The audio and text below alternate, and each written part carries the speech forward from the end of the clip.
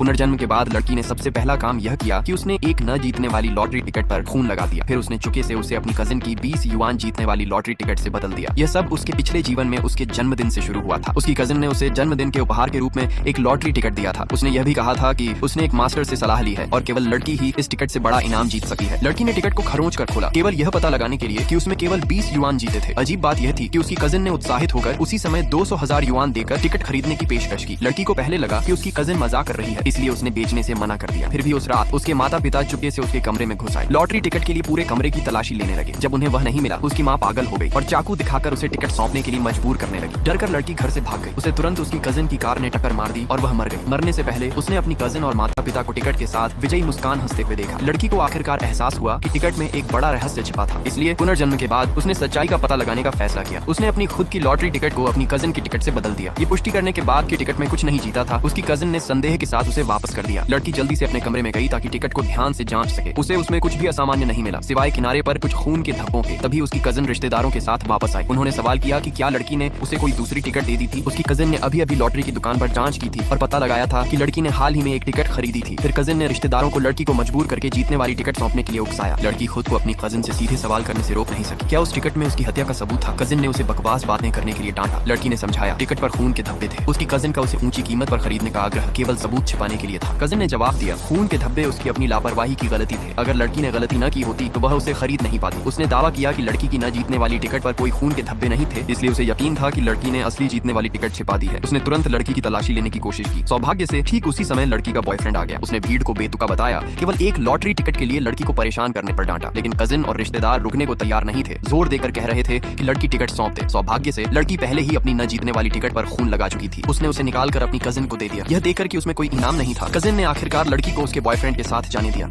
पुनर्जन्म के बाद लड़की